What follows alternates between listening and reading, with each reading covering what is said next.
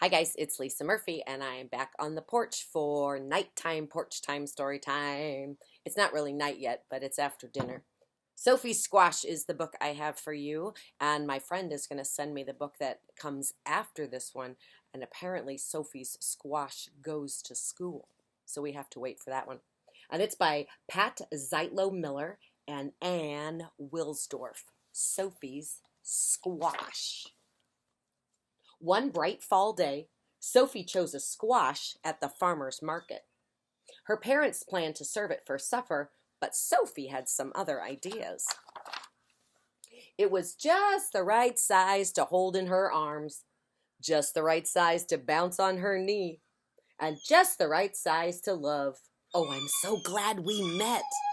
Oh, that's my dog named Kane. He's whining. Maybe he wants to read you the rest of the story. I'm so glad we met, Sophie whispered. Good friends are hard to find. At home, Sophie used markers to give her squash a face. Can you see that? Then she wrapped it in a blanket and she rocked it to sleep. When it was time to make supper, Sophie's mother looked at the squash. Then she looked at Sophie.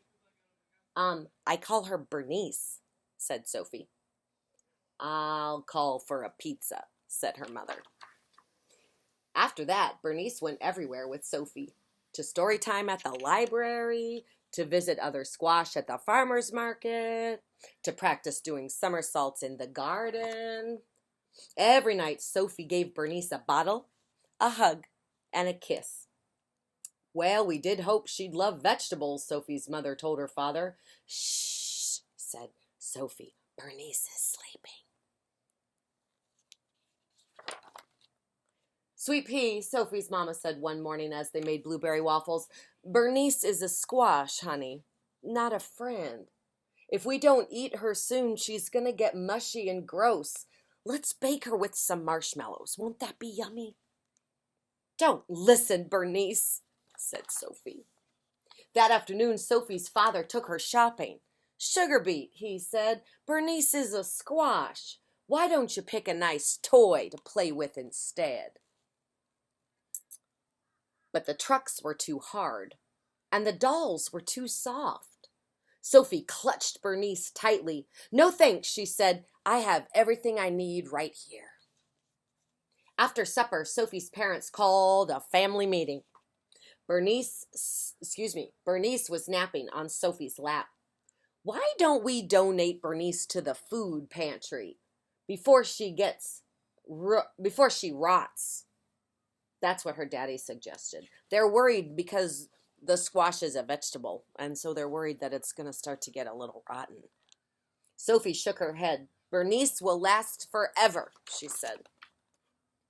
Bernice seems a little blotchy, said Sophie's dad on the way to the library one day. She looks perfect to me, said Sophie. At story time, some kids pointed and stared. What's that spotty thing, said one of the boys. Her name is Bernice, and she is a squash.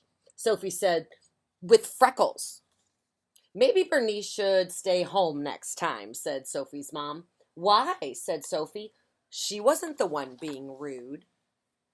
Still, as winter neared, Sophie noticed changes. Bernice seemed softer, and her somersaults lacked their usual style. Visiting some friends will cheer you up, said Sophie. At the farmer's market, squash were everywhere. Firm, shiny squash. What keeps a squash healthy? Sophie asked a farmer. It's simple, really, he said. Fresh air, good clean dirt, and a little love. Well, Sophie thought, I have all of that. At home, Sophie cleared leaves from Bernice's favorite spot. She made a bed of soft soil, tucked Bernice in, and kissed her goodnight. Get better soon, she whispered. That night, while Sophie slept, the wind whistled and tiny snowflakes started to fall. When she woke up, the world was covered in white. Do you think Bernice is cold out there? Sophie asked her mama. I'm sure she's warm and cozy under her snow blanket, her mama said. Sophie gazed out the window all morning. She was still there in the afternoon when her father came home with a surprise. "You need a new friend," he said. "Meet Ace." Can you see it? Meet Ace. Ace was nice, but a little boring. He just swam around and around in his bowl. But during the long winter, Sophie discovered that Ace was a superb silent reader who did fabulous flip turns, and he always listened politely when she talked about Bernice. Bernice was great at keeping secrets, she told Ace the fish. When the snow finally melted, Sophie rushed to the garden. The only thing there was a small green sprout, but it strangely looked familiar. "Bernice," Sophie said, "how was your winter?" After that, Sophie, Ace, and Bernice ate lunch together every single day. Do you see? There's Bernice. One bright summer morning, Sophie somersaulted into the yard, landed by the garden, and stared in disbelief. Bernice had grown 2 tiny squash. "Wow, you look just like your mom." Soon, Bonnie and Baxter were just the right size for Sophie to hold in her arms and bounce on her knee. Just the right size to love. I turned it back right there because I thought maybe I skipped a page, but I didn't. It looks like she named those 2 new baby squashes. She named them Bonnie and Baxter. Just the right size for Sophie to hold in her arms and bounce on her knees.